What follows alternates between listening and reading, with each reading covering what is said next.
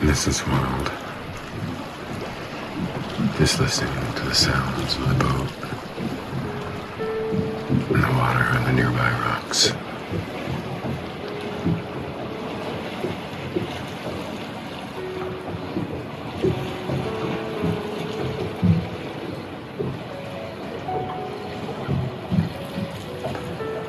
It's a little bit harrowing. Came across a very excited ocean.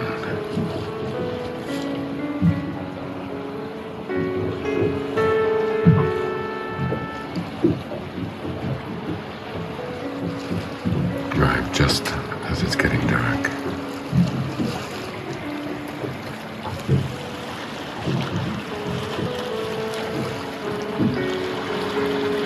Considered one location for anchoring,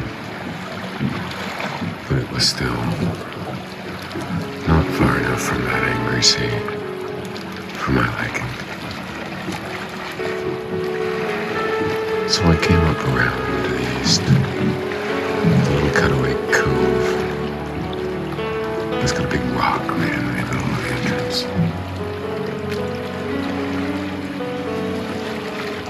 It's only about 200 feet wide,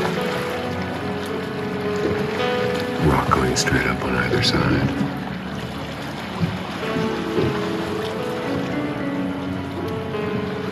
So I dropped the anchor once. I just watched and waited.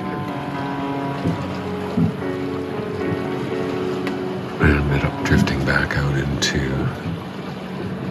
the channel towards those rocks in the middle of the inlet. At one point, my depth sounder showed 4 feet, 4 point something feet, which was a little alarming. I have 1 meter of draft. I floated away a little bit from it, back to about 8 feet of water. Engage the transmission to move forward, pull the anchor up.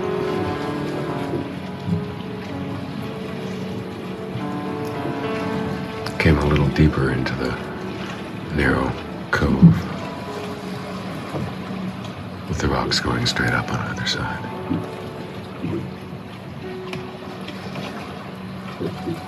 And dropped the anchor again. I don't know how much I let out. I let out what felt like it should be about 75 feet, I hoped. Because I was driving from the bridge and dropping the anchor from there.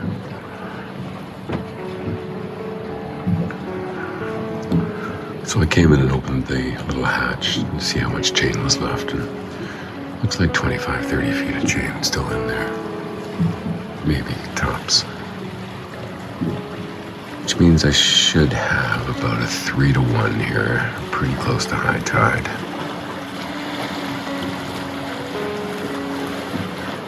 Low tide's going down 3 meters nearly, so it'll be 9 feet shallower. So at 5 feet, I saw 4.5 feet. Would it definitely be out of the water? At low tide, which is around 7 a.m. Very low tide. So I set an alarm for 4 a.m. I don't have a shoreline, so I'm just floating in a circle with the wind and see the anchor lights of other boats off in the distance. It was zipping by fairly quickly, so I was spinning fairly quickly on this anchor.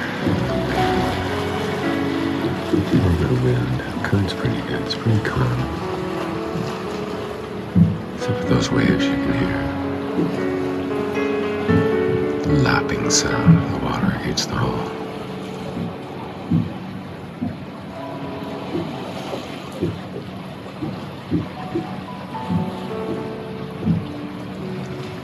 There's a tent ahead of me at the end of the channel up on the hill with a light inside. People are camping there, trying to stay out of the little bits of rain that keep coming.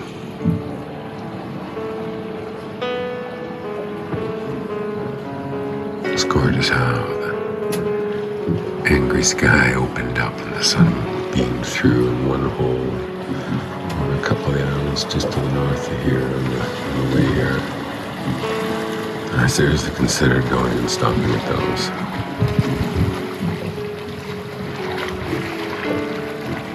Given the sea was just getting rougher. They were about halfway and the sun was shining there, at least for the moment.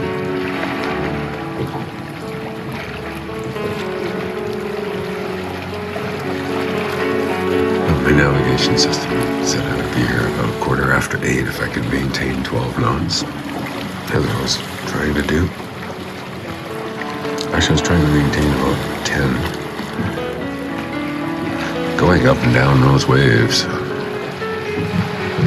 The GPS showed I was going from 7 to 14 knots with each wave slowing down as I rose up and racing down the other side like a surfer.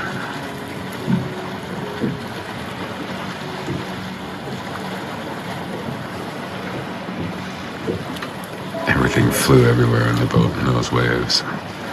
Everything fell over, the chairs, the amplifiers, the drawers flew out, food came out of the cupboards, charts and books came off the shelves, and dishes and bottles of water toppled over. A bit of chaos, and really needed to run up the back. It was an obstacle course.